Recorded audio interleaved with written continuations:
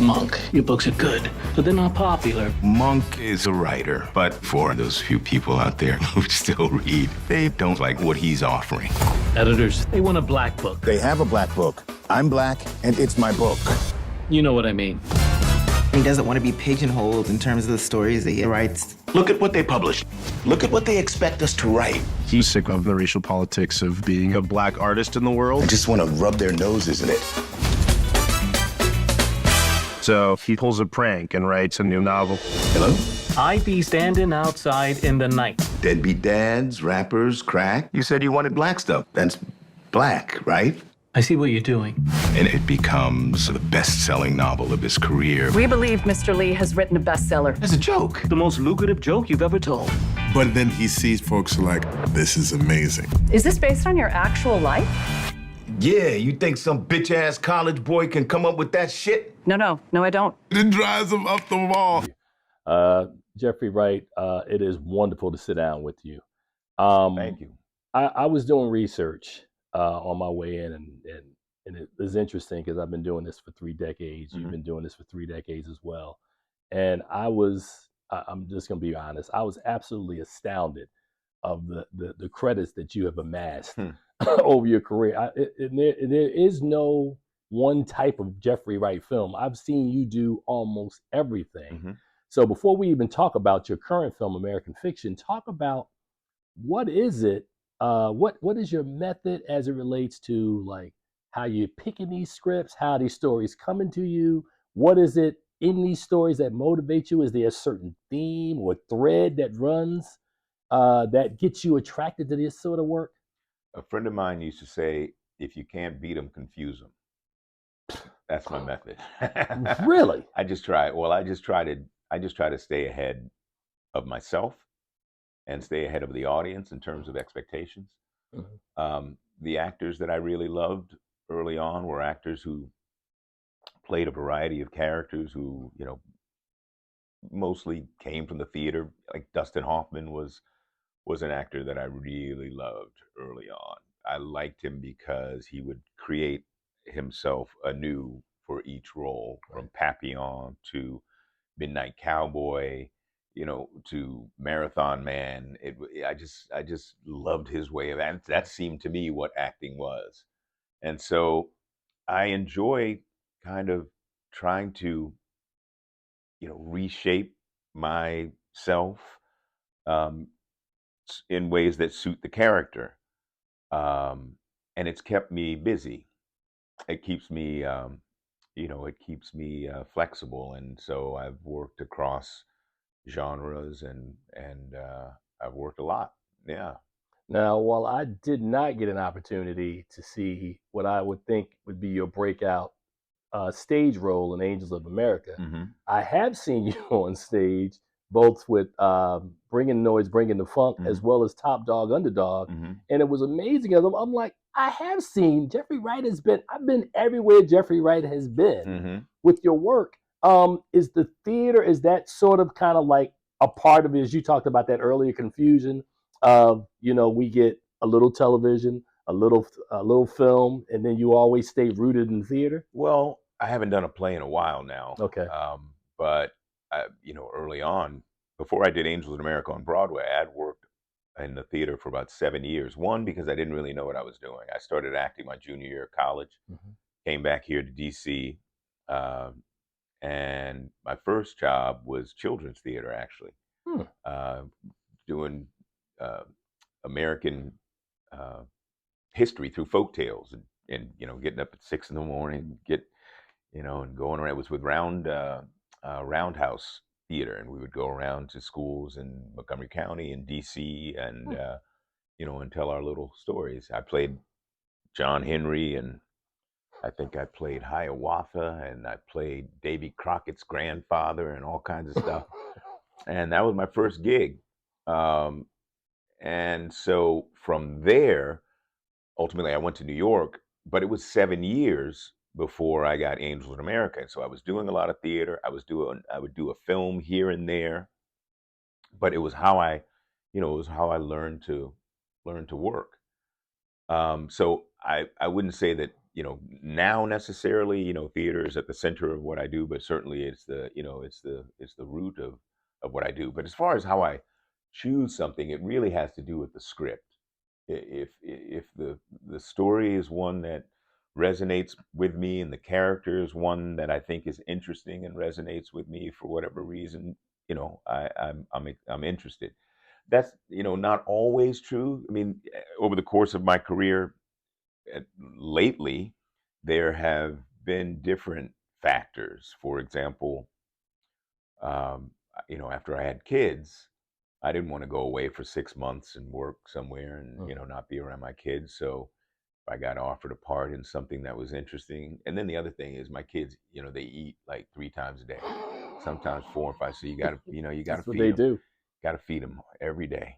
So I didn't go away and earn a living, but not go away for too long. Maybe it was 2 weeks instead of 2 months. Okay, I'll take that gig and come back. I did Ali. I did that movie when before my kids were born. In fact, Carmen was pregnant at the time. But I did that movie because it was a smaller role, or but I wanted to work in Africa. We filmed in Mozambique for about a month and a half, and also I thought I'd have the opportunity to hang out with Muhammad Ali, and I did. That's why I took that role.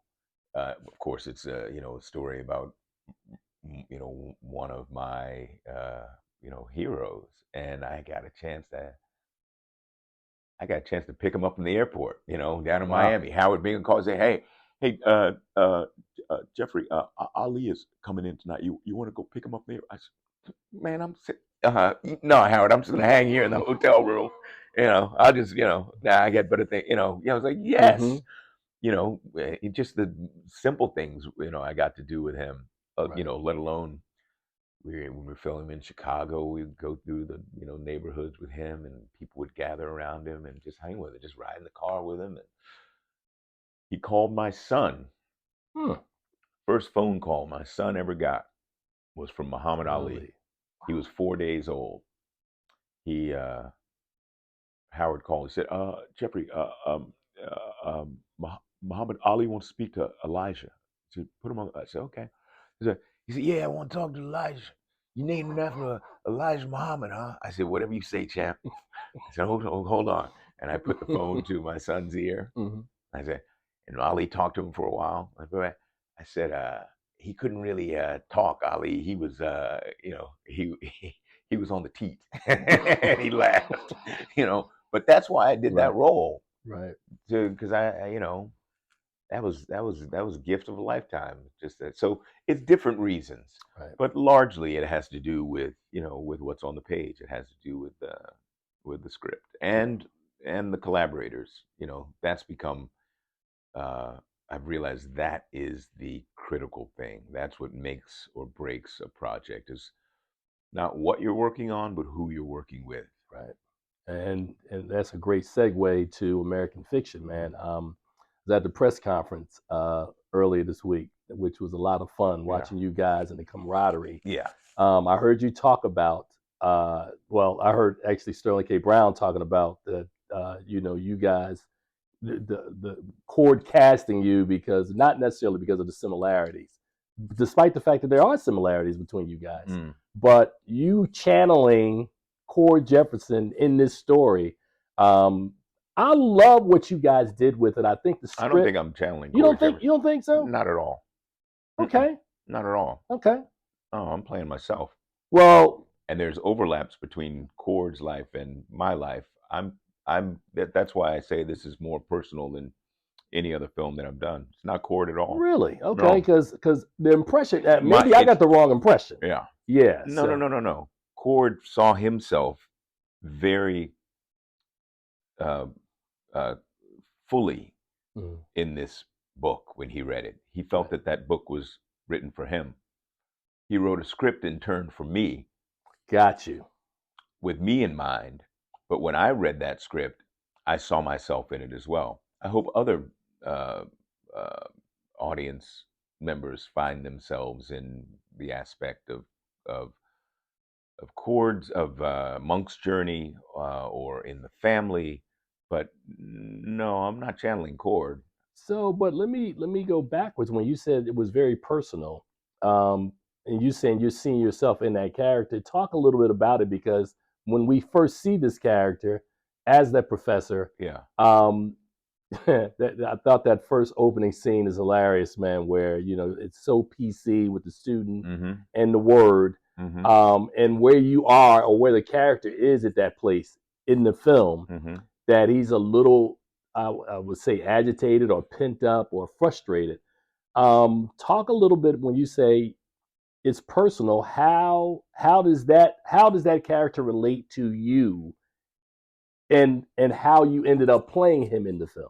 Well, that first scene is the one that hooked me in. Mm-hmm. That scene is a conversation that I have with myself and have had with others around um, fluency with race, language, and context. Um, I did a film called Ride with the Devil many years ago, Mm-hmm. and there's a line in the film, Ang Lee directed film, beautiful film, about um, a former slave who's fighting on the side of the Confederacy in the Kansas-Missouri border war, which was outside the regular war. It was kind of a guerrilla war, uh, and uh, this character was based on some historical figures. And there's one moment in the film where he says he's been drawn into this war by his relationship to a man who also owned his freedom. And they grew up together. And he says at one point, he says, I realize now that being that man's friend was no more than being his nigger. Mm. And I ain't never gonna be nobody's nigger again. And it was it was a moment in which he's kind of freeing himself, emancipating himself. I thought that was the core meaning of his being in that film, and I thought that was central to his journey Mm. and justified his fighting on the side of the South, because he wasn't waiting to be saved; he was saving himself. Mm. But I was asked by the studio at the time to redo the dialogue for airplanes. So they wanted me to change the word nigger Mm. to, I think it might have been Negro. And I said, no, that's not what the man is saying. There was a lack of understanding of that word within the historical context in which it was used, and also a lack of understanding of how he was using it specifically as a means of self empowerment. So, kind of stripping all of the nuance out of this word and stripping all of the understanding of it. And I said, no, I'm not doing that. And I walked out of the room. Gotten on the subway and went home.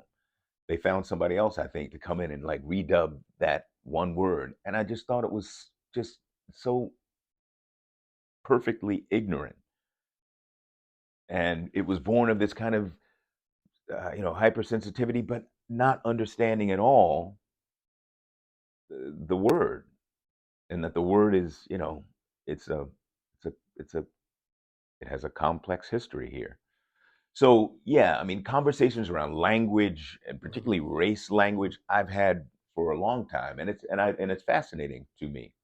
I think that is one of the major problems in our country in terms of our ability to problem solve around race, is that we lack an understanding of the language. We're not fluent. All of us are informed by race. We have been since the beginnings of this country. Some of us are scared to talk about these things. Others talk about it from a perspective of trauma. Others, don't want to talk about it at all. But it informs us every day, but we lack the language to come together to talk in a way that's constructive. So that conversation in the beginning, absolutely, I was all over that thing, man. I was like, yes, let's have this conversation.